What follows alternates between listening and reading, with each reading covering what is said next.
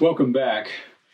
In our study of the Book of Mormon, we've come to 2nd Nephi, and we want to consider at some length some of the great teachings within this particular chapter. This is Lehi talking to his son Jacob. Over the years, students have often asked me, what do you think, if you had to pick your 10 favorites, your 10 greatest chapters, what would they be? And that's hard to do. But clearly, this one always falls in. Chapter 2 Absolutely. is one of the biggies.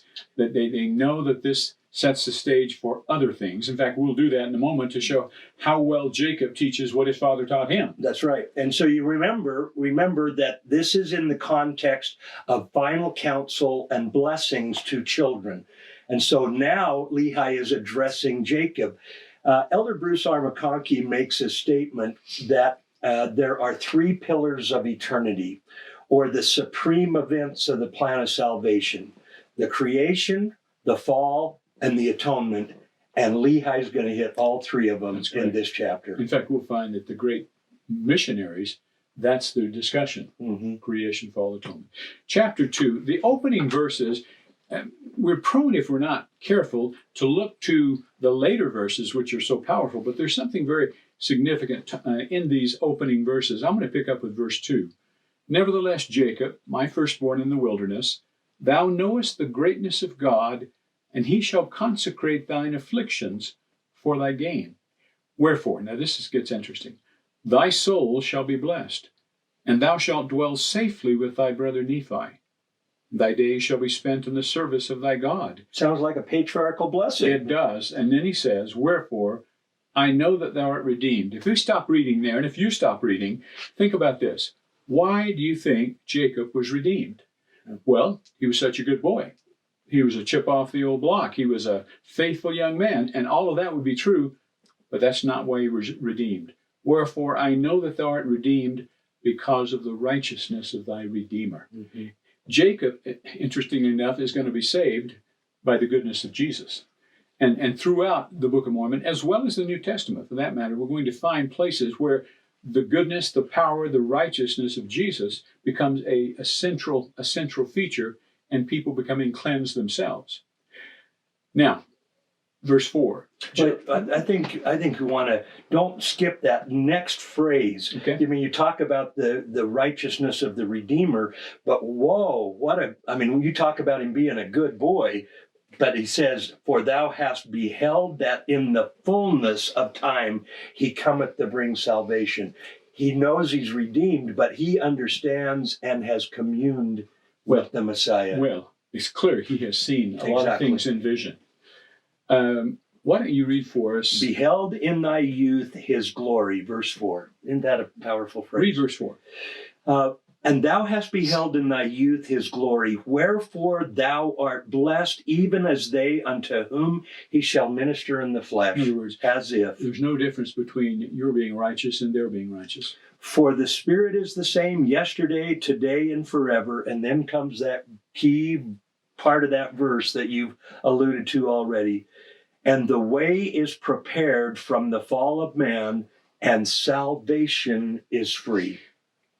I, over the years, would ask students what that meant, and there was usually a pause there, a lengthy pause, because it doesn't sound like the kind of thing we teach very often.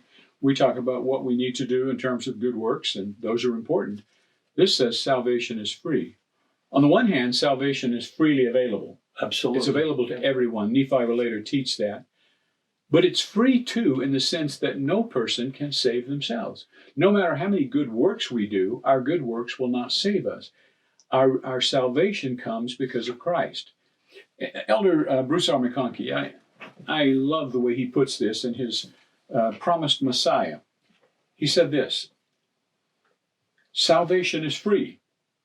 Justification is free. That is, being made right with God, being forgiven, is free. Neither of them can be purchased, neither can be earned. Neither comes by the law of Moses or by good works or by any power or ability that man has. Salvation is free, freely available, freely to be found. It comes because of his goodness and grace, because of his love, mercy, and condescension toward the children of men. And this is important. When the prophets who were before Christ, which would include Jacob, before Christ, preached that salvation is free, they were announcing the same doctrine that would thereafter fall from the apostolic lips in the pronouncement that we're saved by grace. Paul, of course, talks about that a great deal. Mm-hmm. Salvation is free. Salvation comes by the grace of God. Same principle, same doctrine. And I think that there is an exaltation that Lehi is saying as he's pronouncing this blessing upon Jacob that you see so beautifully in verse 7 and verse 8. Mm-hmm. And so he's talking about the Messiah and the salvation concept that you've just mentioned there, and the broken heart and contrite spirit that is required for us for the salvation from our own sins and our own fault. But now notice this praising and glory. Start actually with 6. Okay, verse 6. Wherefore redemption cometh in and through the Holy Messiah, for he is full of grace and truth.